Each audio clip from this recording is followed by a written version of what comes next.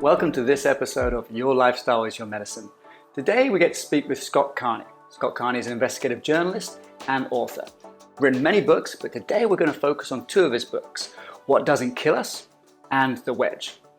Simply, Scott has an interest in how our environment and our reactions are intertwined, and if there is a wedge or a space in between our reaction to the environment. So for example, do we need to get stressed when someone cuts us off in traffic? There is a minuscule split second in between our reaction to the person cutting us off, and we have a choice. And what Scott has done is investigated of how we can increase that time and how we can use tools and methods to actually harness our ability to make that decision and make that choice. We're going to talk about cold water immersion as part of one of those tools. We're going to talk about his experiences with Wim Hof, climbing Kilimanjaro in nothing but a pair of shorts and getting down to minus 30 degrees Celsius in Fahrenheit. We're going to talk about MDMA, ayahuasca, mind-altering drugs. We're also going to talk about how to dance with another man using kettlebells. This is going to be a great episode, so sit back, relax, and enjoy the knowledge that comes from this man. So Scott, welcome to the show. Hey man, I appreciate you having me on, Edward. Oh man, I'm so excited. So for those of people who don't know you, I've given you a bit of an introduction, but what I'm interested in is how did you go from, I think, being a PhD candidate to an investigative journalist to an author and writing the books that we can see in the background there? Tell us how that journey, please. Yeah, I mean, it was the only journey I could possibly take. You know, when I was in college, I went as far away from my college, which was in the middle of Ohio, as possible. And I went to India and Tibet, and I spent a year there. And I just wanted to keep on having adventures and traveling around the world. And I thought the best way to do that was to be a professor. And you get to think big thoughts, and you get write books and all that good stuff. And then I learned after, getting pretty far down the PhD road that being a professor is terrible because you're just getting in fights with your tenure committee and all that stuff. So basically, I dropped out of my PhD program right at the dissertation stage. Mm-hmm. They were about to send me out with all the grants and all that stuff was going on. I was like, no, I'd rather, like, instead of 6 people reading my work, I'd rather millions of people have the chance to read my work. And so I took this pivot and I started writing for local magazines in Madison, Wisconsin, which is where my PhD was. And the first story I did was on the front page of the local paper. And I was like, oh, this is working. And I moved to India. I speak Hindi. And the first books I was writing were very tied to anthropological questions. The first book was on organ trafficking and like how that is actually a real thing. It's just not like people waking up in bathtubs full of ice. That's the book, The Red Market. And then I did a book about how intensive meditation can kill you and drive you crazy. That was pretty fun. And I tracked down all of these stories of people who were, go down that spiritual rabbit hole where they think they can get superpowers through yoga. Right. They think that they can do, and in Hindi or Sanskrit, it's called siddhis, like you can get these miracle powers. And there's a lot of people selling miracle powers, such as walking through walls or telepathy or teleportation, or, and this is important very soon, being able to stand absolutely cold temperatures with no clothes on, like sitting on an iceberg and getting, and keeping yourself warm. And so I was, that book did, pretty well. And then I heard about this dude named Wim Hof who sits on icebergs and keeps himself warm. And I just written a book about how those people are, bad and dangerous. And I have very good evidence that they're bad and dangerous. Don't get me wrong. We can go down that rabbit hole. But I was like, cool, I'll just debunk this dude because he's going to get famous someday. And this was in 2011.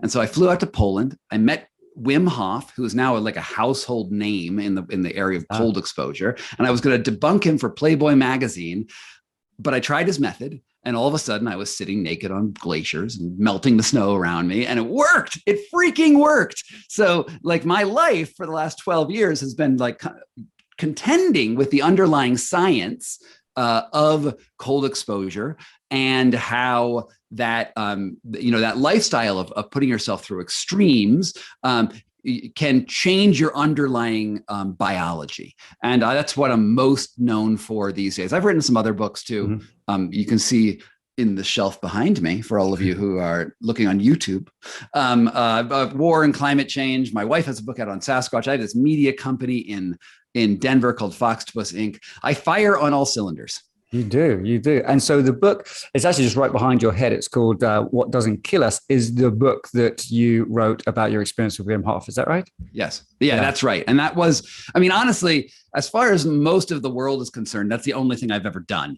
It's by far my most popular book, and it qualifies me as a professional bather, because in that book, I write about ice bathing and how you can keep yourself warm and how that changes your parasympathetic nervous system, how it teaches you through the confrontation of cold and also breath work, how you can change autonomic processes.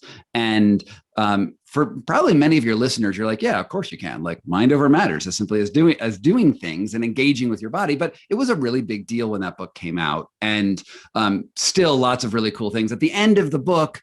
For those of you who don't want to have a spoiler, cover your ears. I climb up Mount Kilimanjaro with Wim Hof very fast, wearing no shirt.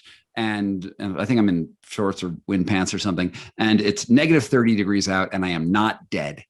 Yes. And it doesn't matter if you're English or American. Negative 30 is the same actual temperature in both Fahrenheit and Celsius. Isn't that very amazing? Cold. That's very, very cold. And then in the book, before Wim did that expedition up Kilimanjaro, you were sort of rubbing your hands together, thinking, okay, this is it. This is where he's going to come unstuck, because it is impossible to do what he wanted to do. And I remember that you got a quote from the military saying they would expect something like a 75% failure rate. And was it the Dutch Mountaineering Association was 100% fatalities or something?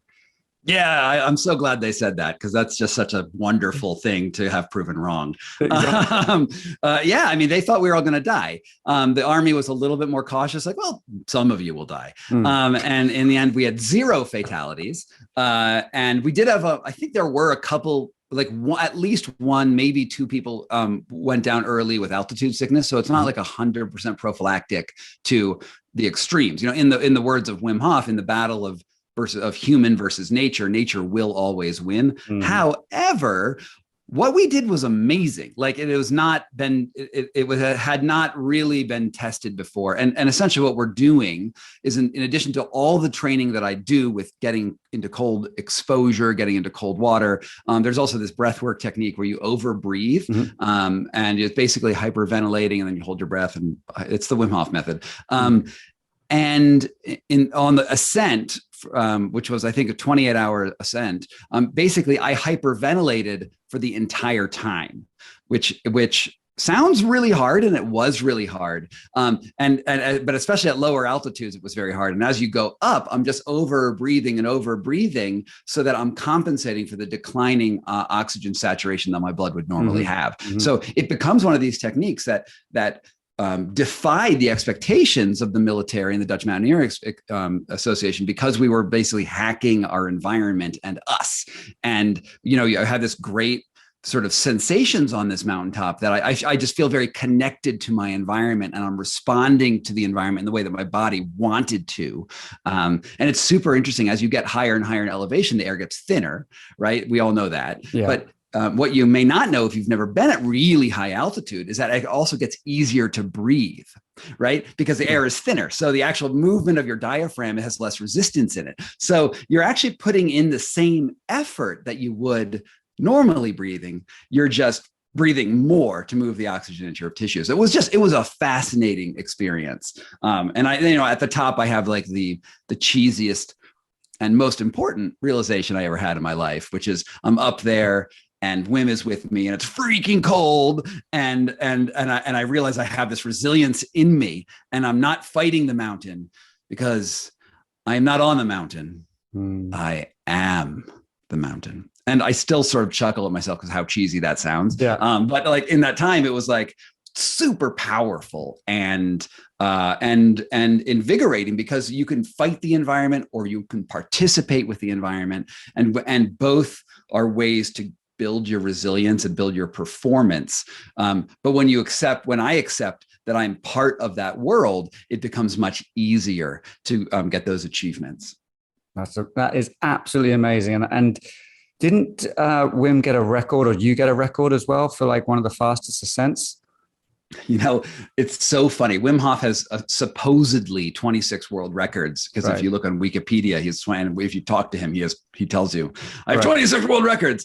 They're not kept anywhere, right? Okay, and Wim Hof is a great guy. I love the man. I call him a madman and a prophet. Mm-hmm. But the question of Wim Hof's records is very suspicious to me. I know if you actually look at in Guinness, there's only one record that he has current in Guinness. He may have had others at other times, but yeah, I don't. Yeah, he said we got a record. I have no clue. Right, but still, an extraordinary accomplishment. Being a record or not a record, it's something that many people said wasn't possible. And I like the way you write about this in the book. You're just like, I'm an average guy, and if I can do it, then that's mind blowing for all the other average guys out there. And I from reading your work, what I understand is that that's what led you to write your next book, The Wedge, because it was like, if you could do that, what else is there apart from hyperventilating and cold water that can create changes within the physiology of our bodies? Is that right? And I think this is like super important. Like if you go onto the internet today, right, and you go to the people with all the followers and all the six packs and all the world records and the big wave surfing and the alpine explorers and the boxers and the MMA fighters who are at the top, who are super impressive people. Like I've met a lot of them. They're super impressive people, but you can't be them, right? There can be only one at the top. And I find that we have this fetishization of the top performers. And you feel like if you're not Mr. Six Pack yourself, you don't count. And like the social media really makes us worse. And the thing that's so important is that I've never considered myself special physically. Like I'm a writer. I do some things that are, I'm not like morbidly obese or anything like that. But the thing is that all of us have access to this. All of us get the benefits. And I'm much more impressed, honestly, with average people doing extraordinary things than I am with extraordinary people doing extraordinary things. And by encountering difficult things, and more than just things, difficult sensations. And I think we're going to get into that a little bit deeper. You realize that those sensations are how your body responds to the environment, right? An external stimulus comes in, it hits your skin or your ears or your eyes or wherever, enters up through your nervous system, hits your brain. And how you feel that is giving you information about how to act and how to choose to act in the environment. And it affects both. It works both in your conscious brain. Oh, that fire is hot. I should remove my hand, right? And your unconscious brain. Oh, that fire is hot, and it knew to remove its hand already. Yeah. And so you're actually working on multiple levels when you deal in the world of sensation. And it's sort of like another language that we all get to learn, and we already all. I don't know how old you are. You look like a healthy, fit 25-year-old man. So for 25 years, you have been a master at this interaction between the environment and your sensations. And this is what I call the wedge, right? Is that when you have that information coming in, it meets your ability to make a choice. And when you put that wedge in between that information and your decision, you change your biology and how it responds. Because one of the easy example that is just very relevant to my work is ice baths. If you think about how terrible an ice bath is, and like how horrible you're going to feel, and like how like clench worthy it is, you sort of instill that those sensation and those realizations in your body. But you can also go to the ice bath and be like, I can relax in this. Like, yeah, it sucks, but it's just sensation. And then you have this entirely different experience. And even though the stimulus is the same, your subjective perception is entirely different. And that subjective interpretation also affects your hormonal balance. It also affects your consciousness. It affects the way your metabolism works. Like it changes everything. And it's like the easiest mind over matter you will ever do in your life. So let me see if I understood that. So it changes your metabolism if you relax. Let's for the ice bath example, you're relaxing in the ice bath, you're not fighting it, you get a different physiological response than if you went in the ice bath and mentally you were fighting it. Yeah. Totally. And there's so much science here, and I don't want to go too deep because you can go way deep on this, but essentially you have fight or flight and you have rest and digest, parasympathetic and sympathetic. Sympathetic is the fight or flight. And you go into that ice bath and you clench up and you shiver. That's one mechanism by which to heat your body. That's movement, that's muscles doing the thing. The other way to heat your body in that situation is something called brown fat or brown adipose tissue, which is like this thermogenic tissue, which thermogenic just means heat creating tissue in the back of your shoulders. And you'll notice, actually, if you get cold, sometimes you ache in the back of your shoulders, or you'll ache in the back of your jaw. That's actually where brown fat is. And so what that does is it sucks up glucose and white fat from your system and burns it for heat. So your just decision not to shiver turns on the brown fat or turns on the shivering. You get to choose. And it's also deep. It's also deeper than that, right? Because consciousness, when I'm talking to you right now, and I'm going to fuck with your listeners right now. Are you ready, listeners? Let's do it. I'm talking to you and you're thinking, what is this guy talking about? He's talking about bullshit. And you think, I don't like Scott. Or maybe you think, he's amazing. He's so brilliant. Well, it doesn't matter what I'm saying. You're listening to me right now. And as I do that, your synapses are changing and recording my information. And now I am in you. I am in you. And I've changed. And somehow that's being wired into your biology right now. And you're stuck with me forever. That's a nice laugh as well. You need a slightly more evil, maniacal laugh.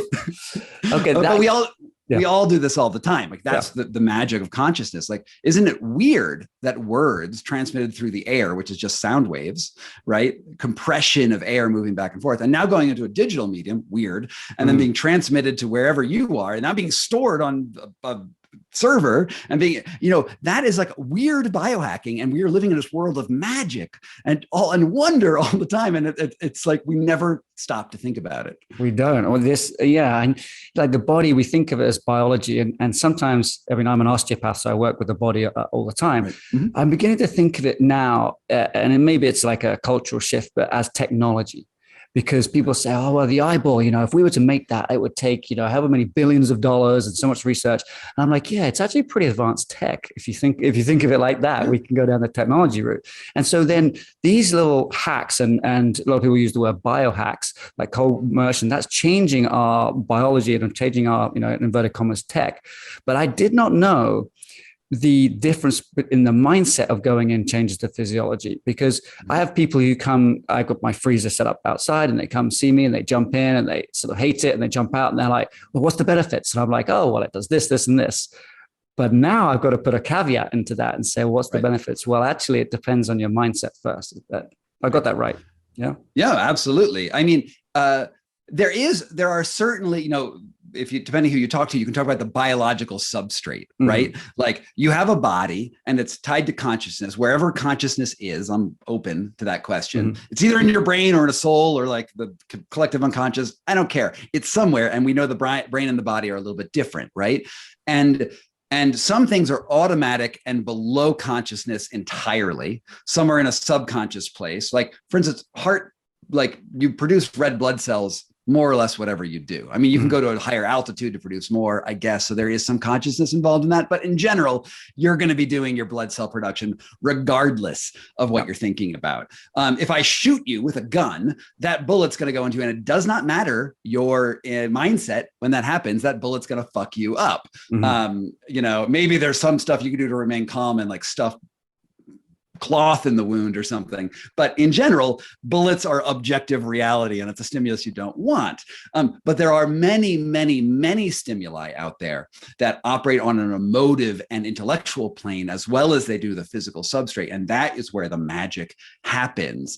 And, if you think about, any sensation, when I think about sensations, I think that every single one of them is offering us a choice, no matter how small the sensation or how big the sensation is. It's always this, you have the physical body that has autopilot on it. And then we evolved as conscious beings consciousness is there because the body can't automatically figure everything out. You need some reasoning capacity, and emotions are one type of reasoning, and intellectual thought's another type of reasoning, and they are all sort of related and built on each other. But if I'm in a, let's say,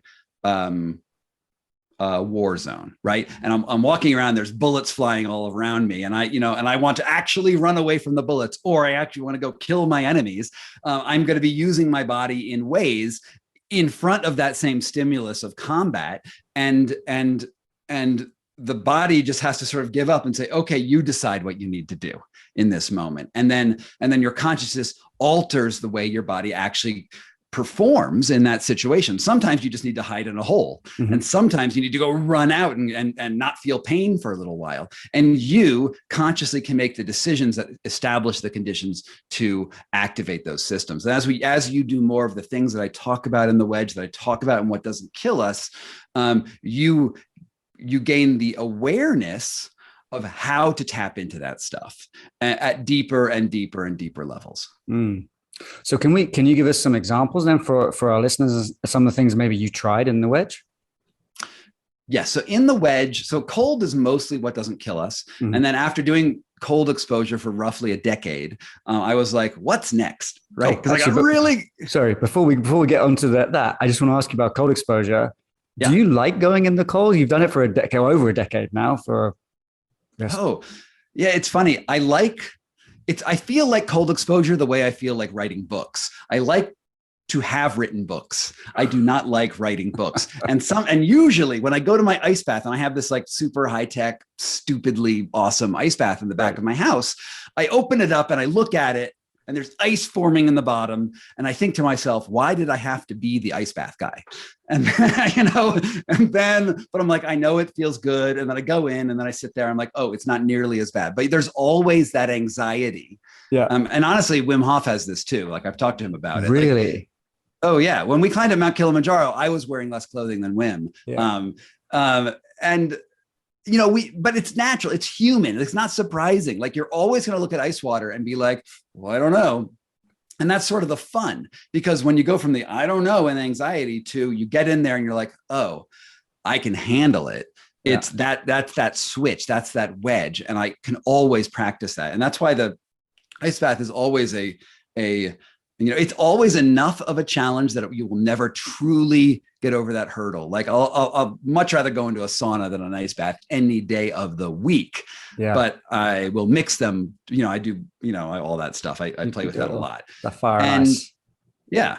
And I feel so good after and even during, and part of that is that anticipation, right? That my mind, no matter how many times I have done it, my mind sets up a barrier and then I get to knock that barrier down. And that is the beauty of ice baths, because some of the other techniques that I've done don't have that automatic instinctual hit.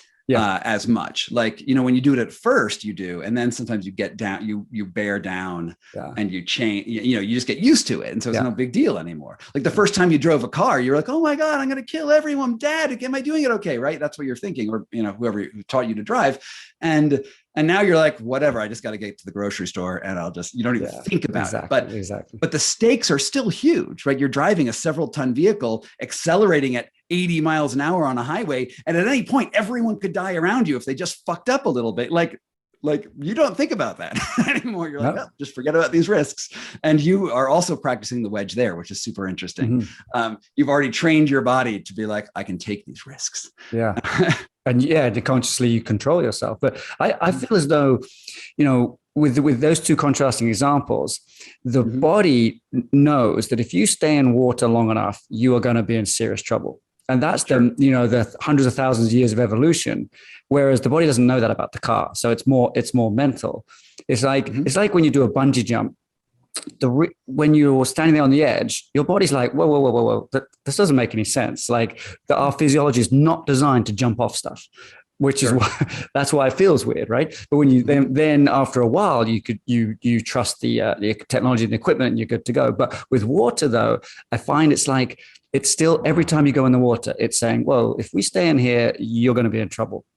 That's kind of why I feel like there's that reaction, Yeah, I mean, certainly, as I was saying, in the battle of man versus nature, nature always wins. But the thing that's crazy is that you can stay in water a hell of a long period of time. And the world's longest ice bath right now is, I think, 3 hours with full contact ice on the body. It's not me. It's not Wim. It's some other dude. I think he's Slovenian. And I've spent a half an hour in 32-degree water, and it's euphoric. Actually, it's actually you get beyond the hard part's really only the first minute. The first 15 seconds are the worst. Yeah. And then the minute's harder. And then like 5 minutes in is like, all right. At some point, your body, there's some voice enters your head, and everyone's head gets this voice. And it says, you've done enough. You're good. And that's the next hurdle you have to get over. And then, you can stay in there for, exceedingly long, like stupid long periods of time, as long as you have a way to warm yourself up afterwards. And I think that's critical. Mm-hmm. You need to have a plan. Don't just go do it. And you work up to those times. You don't just like sort of do it as your first one. But the body is amazingly resilient, and it's trainable. Like it's so cool. It's amazing, isn't it? And so, what's some of the other things in the Wedge? You were about to go into them, and I sort of interrupted you, but I was quite impressed with your take on kettlebells. Yeah, right. So the Wedge is about 10 different stimuli that I choose to explore, and of thousands that are possible, right? We have kettlebell throwing, where you find a partner and you take this 25, 30-pound kettlebell, a big piece of iron, and you pair off against another person, either another man or your partner or whoever it is, right? And then you look at them in the eye, and then you say, are you ready? And they say, are you ready? And then you literally throw this kettlebell at them and hope that they're going to catch it. And it's the first time you do kettlebell throwing, there's a couple of my sensations that show up. One, this is super lame and made for Instagram, right? That's my first, like, look at those bros throwing kettlebells. That's dumb. Okay, so that goes into my mind. You may have different ideas. Yeah. Then I'm standing there. I'm like, oh shit, this is dangerous. I'm going to hurt this person, or that person is going to hurt me, and it's going to land on my foot. Universal. Everyone thinks this. And then you throw it, and that's like super ass puckering. It's like, oh shit. And then they catch it, and then they automatically throw it back, because there's sort of like you can read the technique, but essentially you just pass it back and forth. And in probably 5 or 6 throws, you realize that you're not throwing a kettlebell, you're dancing with the other person. And this has nothing to do with looking tough or anything like that. It's about building trust with your partner. And so you actually transform this sort of macho, almost adversarial thing into, I don't want to hurt you and you don't want to hurt me. And you're like, I love you, man. Like it's so cool. And it works really well with any time you want to like start building a relationship with somebody, because you work on nonverbal cues. I don't know what percentage of the brain is in the language and communication center, but it's something like 10% or 8% of the brain is dedicated to conscious thought, the way we are interacting now. And the rest of it's all this subconscious stuff. And you start training the subconscious stuff without words. And so it's really good for like couples. Like my wife and I used to throw kettlebells, and it was like, stuff comes up. Like usually couples are terrible at throwing kettlebells because you just have this like trust issues that you don't talk about. And then you can start working on that relationship without needing words. Like you still need words for other things, but like, it's just nice to be able to find this other way to communicate with your body by creating this external stimulus that has an automatic response. And that's what the Wedge is. Like you find the circumstance that does something predictable, and then you decide to do its opposite, or at least you realize you have a choice. Other things in the books are saunas. I did a very long sauna in Latvia where I started experiencing synesthesia, which is the mixing of senses, like mixing of hearing and smell. I started smelling sounds, and it was crazy, really cool. Let's see what else we do. There's breath work. There is MDMA assisted couples counseling. It's where you take the street drug ecstasy, and which is usually like, you know, you're at the raves and your discos and you're petting each other and whatnot. But instead you take that and you do it in front of some counselors that you don't want to make out in front of. And then you actually have to like deal with your shit. And the cool thing about MDMA is that it biologically forces you to have a positive interaction, you know, a positive response. You've actually altered the subjective side of that equation. So you have to be like mega super happy. Right. So in a therapeutical session, so we've sort of inverted where the wedge is. Instead of saying you get these external stimulus, we've actually altered the subjective side of the equation. Inside you, right? Yeah.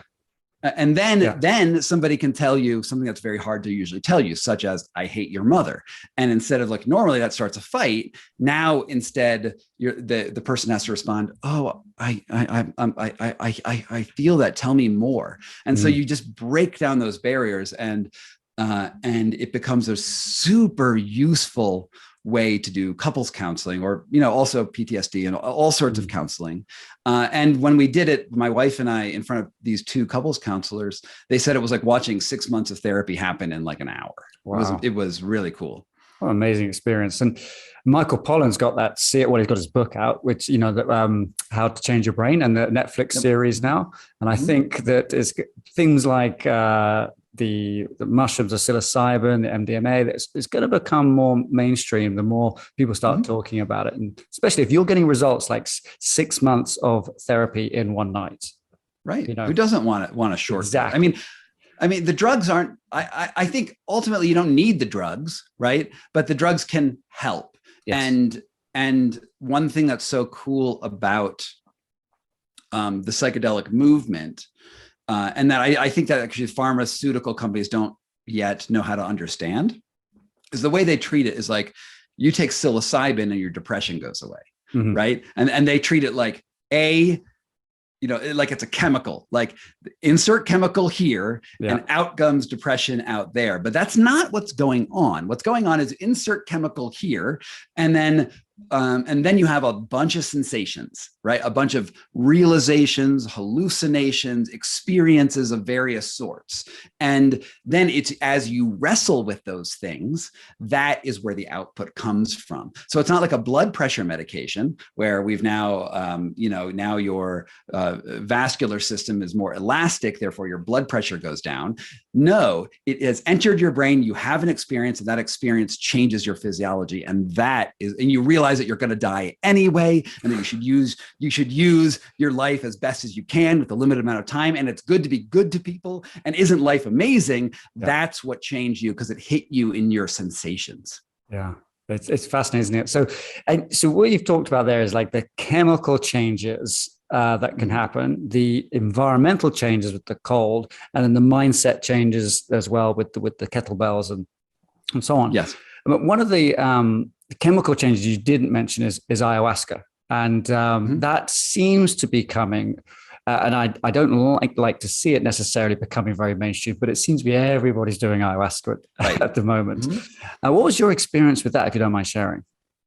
Yeah, it was, I share your hesitation about how popular this particular medicinal cocktail has become, because it almost seems like, oh, I trade cryptocurrency and therefore I'm going to do ayahuasca and meet my mother in space, right? And that's like sort of like this like very tech bro optimistic thing. And that is certainly a way to do it. And there's certainly people who overdo ayahuasca. I live in Denver, Colorado, and I'm in a community of biohackers. And I know people who do it every weekend. And I'm like, you guys are not getting what we're doing here. Like, you are missing the point. Ayahuasca is not supposed to be fun. It's supposed to be opens a door to a certain type of conception. Then the real work happens afterwards. It's a rite of passage.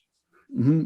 And you should do it for years. Yeah. Like you should crunch on that psychedelic experience for years afterwards. And you could have like these really intense experiences. Maybe you'll do it 3 or 4 times in a week. That's what I did in Peru when I went down to with some shamans in the Amazon.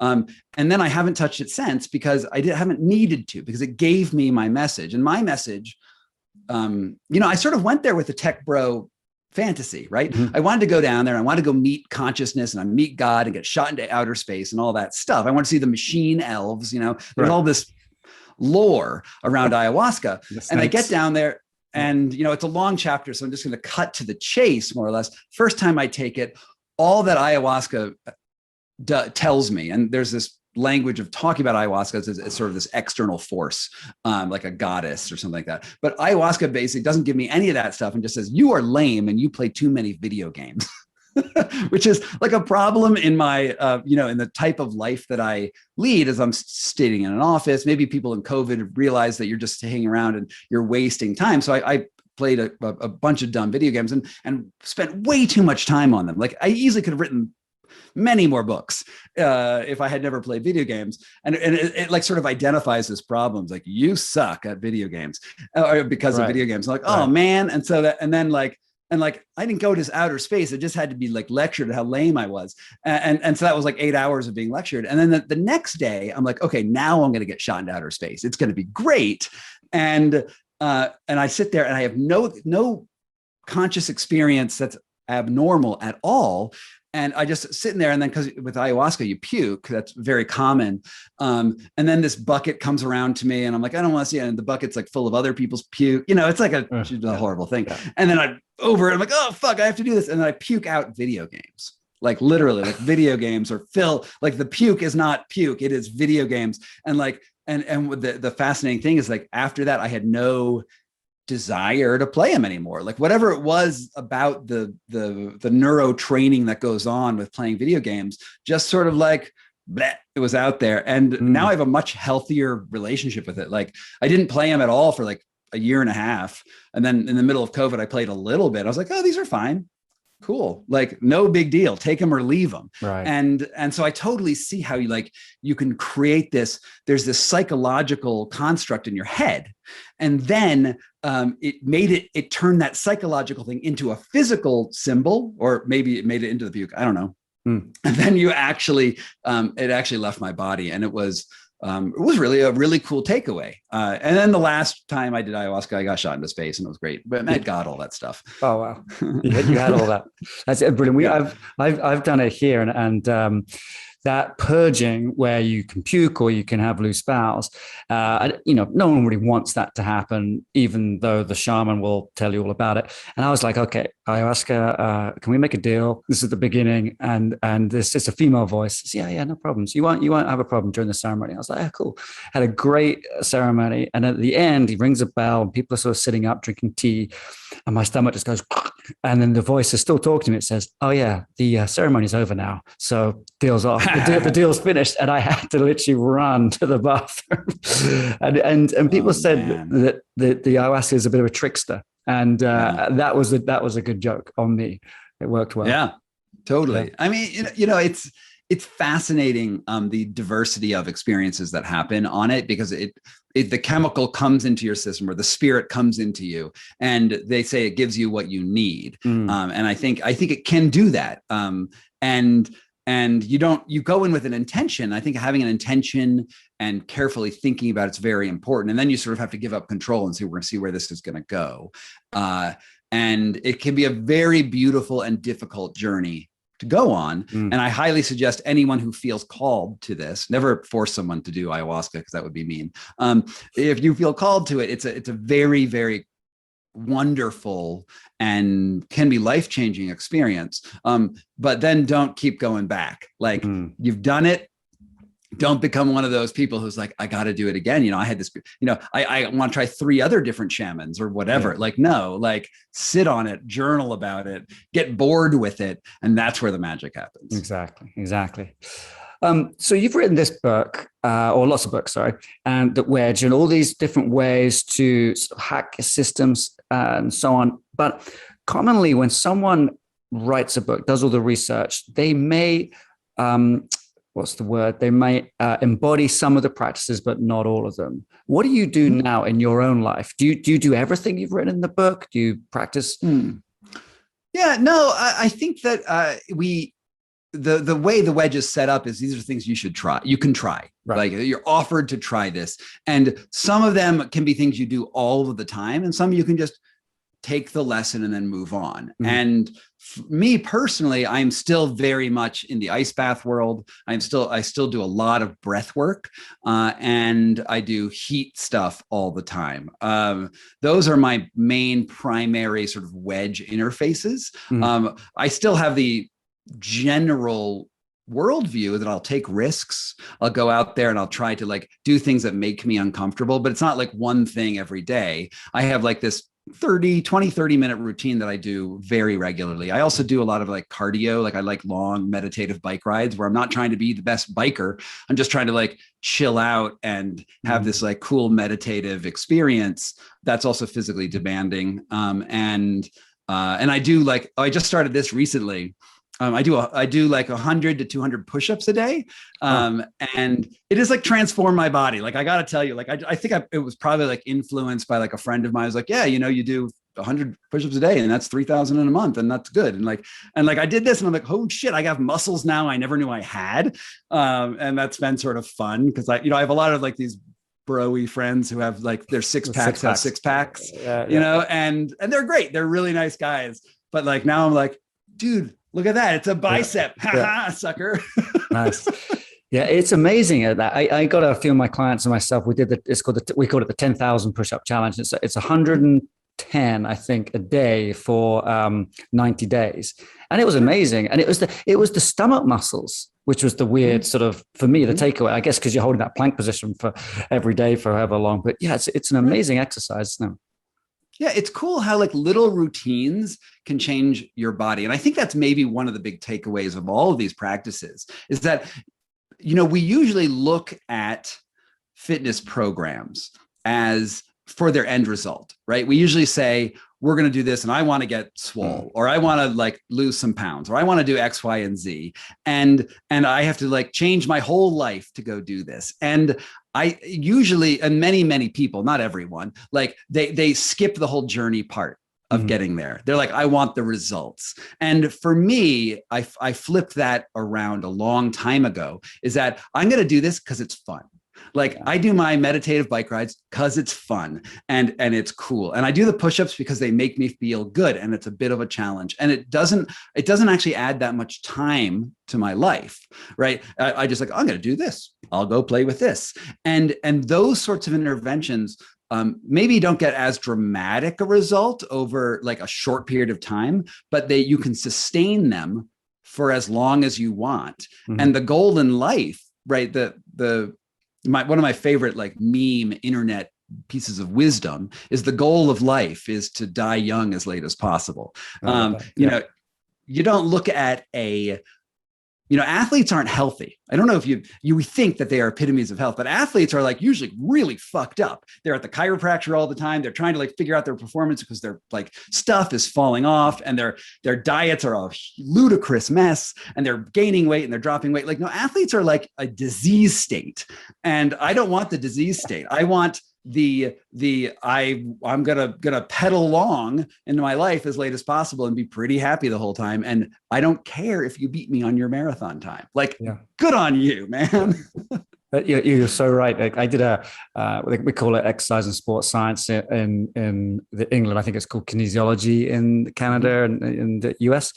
And the first thing our senior lecturer said, he said, we're going to be dealing with athletes. And just remember, athletes are not normal. They're freaks. And that was his phrase. And I was like, oh, that's interesting. And my career led me actually to go to the Olympics. And I remember sitting down with some, at this time they hadn't won medals, but they were going to go to win medals the next few days. They were tucking into the McDonald's. And I was like, guys, isn't like nutrition important? And they're like, well, yeah, but if we break our routines now, you know, we're going to be out of sync and we don't know what's going to happen if we eat something healthy food in this environment. And they ended up winning Olympic golds. And so my takeaway with that was that these guys will perform despite their diet, despite their bad backs or whatever. They truly are like amazing athletes. Whereas, you know, you may be an amazing athlete as well, but you and I, we don't necessarily have that genetic advantage or that history behind us. So using these routines and hacks and keeping it light and fun will hopefully add longevity to our lives and also that health span to our lives. Like you say, like die young. but live as long as possible. Die young as late as possible. Put that should be a poster somewhere, right? Exactly. And the fact if you're doing things for joy, you're locking joy into joy is a sensation, and you're locking that sensation into your biology. And joy is generally a good thing to lock in there. You could also lock in anxiety. You could be like, I got to work out because I am fat and my six pack's not there, and I'm going to go work out more. And so that entire experience of working out is shame and negative mental states, and you are locking those mental states into that action. And that's why working out's not fun. And that's why you're always going to look at yourself and say, I'm fat, because it's never going to be good enough. Now, if you just say, I'm doing these push-ups because they're fun and I'm going to be able to, go on a hike. I don't know how push-ups affect hikes, but or I'm doing these bike rides because I get to go on a bike ride. I get to do push-ups. And realize that these are all privileges and fun things that we get to do. And you're playing with it. It just adds to your ability to keep on doing these things in the future, which is really, I think, what we all want to do. Yeah, exactly. It's not do the things you love for as long as you can. So some of my listeners, I think, will be interested, though, in your changes in your lifestyle. Has it been quantified at all? Because biohackers love measuring things. Have you measured anything in yourself and noticed differences? Yeah, and if you look at What Doesn't Kill Us, I did a bunch of pre and post biometric stuff with VO2 max and some other things. But I am not going to lead with that because it doesn't matter. I feel like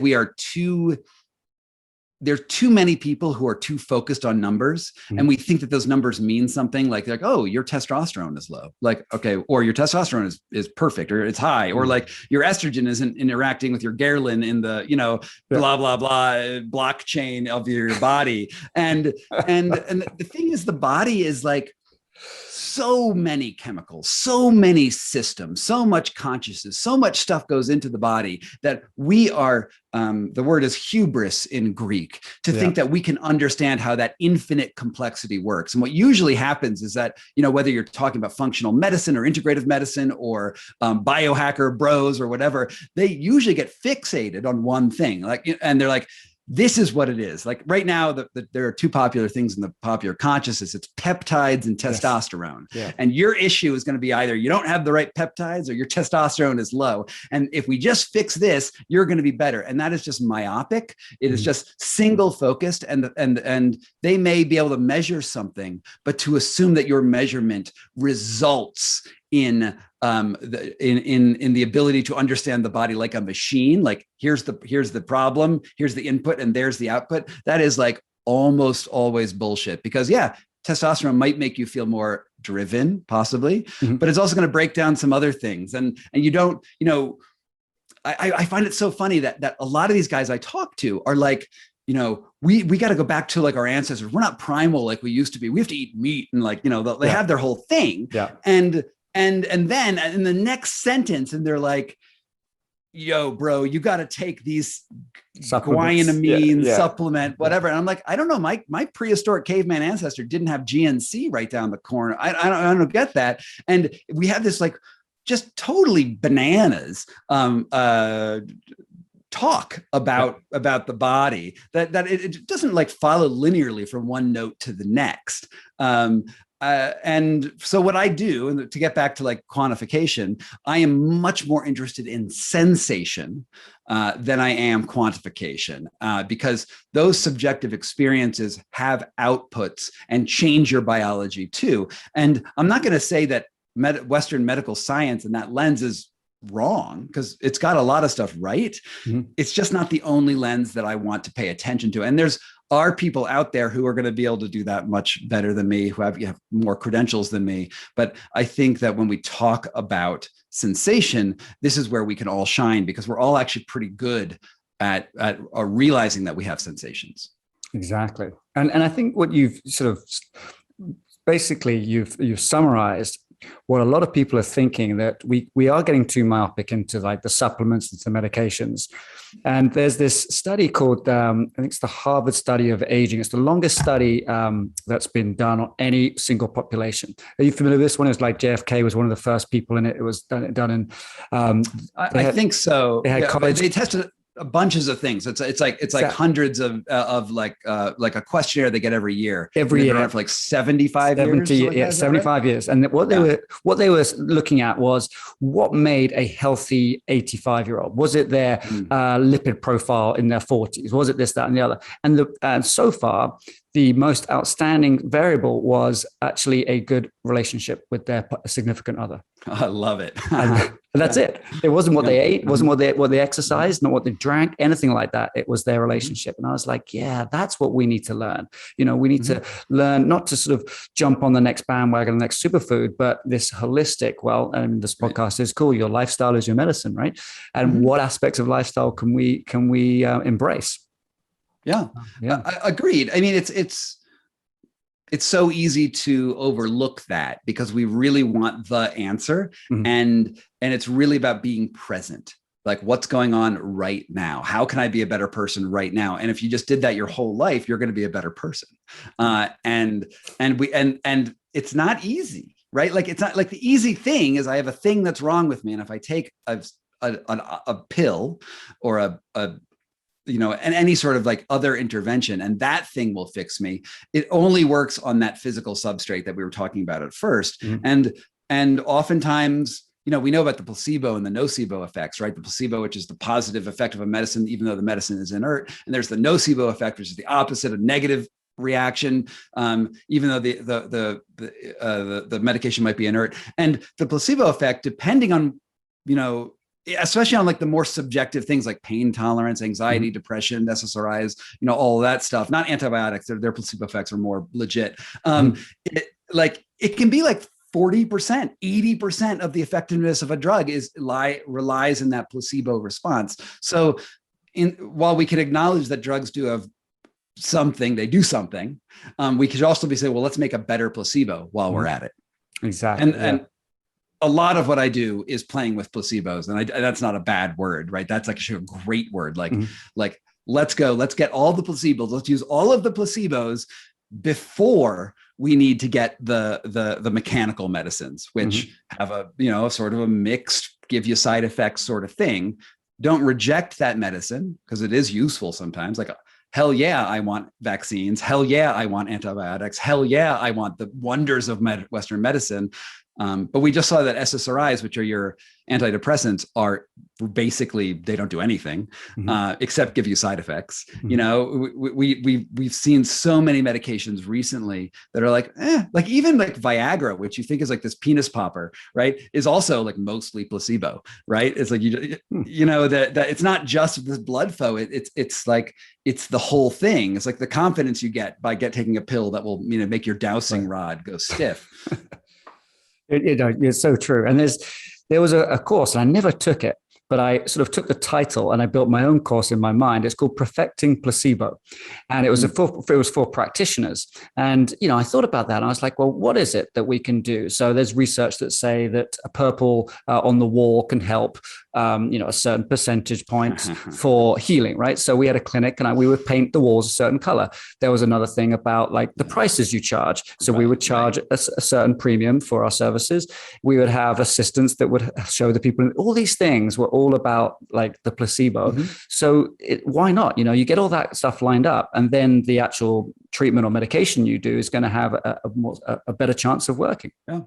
Absolutely. And we should be doing more things like that. I will say that particular type of perspective, though, a pink wall will make you 17% more happy or whatever is actually like, we're just applying this drug statistical logic to placebos. And that's not actually how they work. It's about the presence. It's about the interaction. It's about all of these things. So I'm glad that thought direction is going on, but why do we have to westernize it so quickly? Like, why do we have to like make it so, why do we have to reduce it to its factors that make the placebo? Like, here's your perfect shaman. They have a blue feather out of their right ear and they've got a dreadlock over here and they wear blue robes, not orange robes. You know, like, you know, it can get like really weird. It's also like it's the energy that is brought, that reflects on somebody else's consciousness. And just like my words are altering your biology right now, right? It's also doing this placebo stuff as well. Yeah, you're right. Yeah, and that's well pointed out. That is a good point. And maybe the placebo was actually affecting me as the practitioner, making me more confident, which was then giving better treatments. Okay, who knows? 100%. Now you're thinking. Yeah, exactly. So we were talking a little bit about this science and statistics, and I know you wanted to share something about cold water immersion that has come out recently. What was that? I did. This is like, so I have a YouTube channel. I don't know what it is. It's probably Scott Carney at YouTube or something like that. You can find it. It is, and I just did these videos. I'm doing these explainers now about like new research and like how I'll, you know, just you hear me yammer about stuff with a script. And there was an article that just came out last month in Nature, which is the most prestigious journal in the world, right? Yes, that is the journal where you get that in there and your career is made because you did something right. And they cover everything, right? It could be geosciences, biosciences. So it's really hard to get your article in Nature. Well, this article that came out in Nature last month, I think it was on August 2nd, said that cold exposure has an anti-tumor effect in cancer, which is, and you know, people have been talking about like the Wim Hof method helping in cancer for years. I've always been very hesitant to be like, that will cure you, because I've been worried about people like ignoring their doctor's advice in favor of like breath work and cold stuff. Right.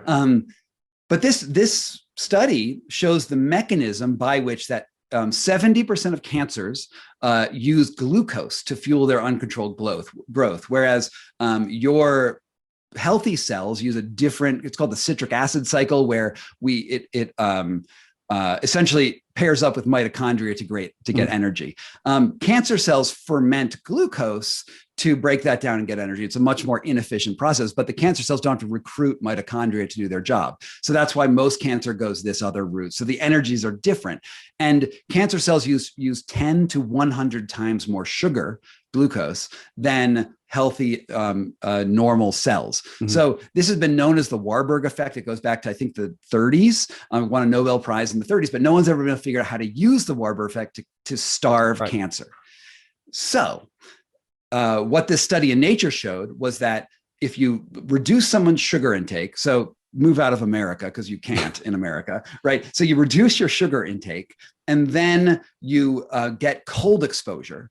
This brown fat stuff, that thermogenic tissue between your shoulders, sucks the glucose out of your system and burns it for heat, so that thereby that the tumors are starved. And they tested this in animal models and humans in the study that came out last month. So go check out my video. It's probably some sort of overblown title like "Cold Cures Cancer," but you know, it's like the science is amazing. I've never seen anything like it before, and it's a harbinger for how we can use the environment as medicine. There it is. We can use the environment as medicine. I think you've summarized it right there. That's brilliant.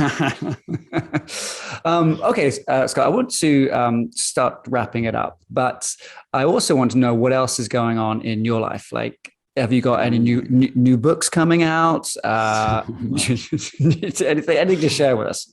Oh my God. I've got 5 books in the works at various states of development, and 2 that are very close to like becoming a real thing, but I don't know exactly how far they're going to go. I am a dilettante, a professional bather and a professional dilettante. And I mean, they're on some very different topics, right? Okay. I mean, one is on like American history, right? American and Mexican history. And I'm retelling some very like classic tales of American history. It's a narrative nonfiction. And I've got a book on napping I want to do, a book on masculinity, a book on medicine. I am I'm just crazy. I have too much on my plate and I need a vacation. And not enough time. Yeah. And so where can people find you? Because this might be your people's first experience of you. Yeah. So my books, The Wedge and What Doesn't Kill Us, are very pertinent to what we've talked about here. They are on all of the places you can get books. They're libraries, Amazon, my website, scottcarney.com.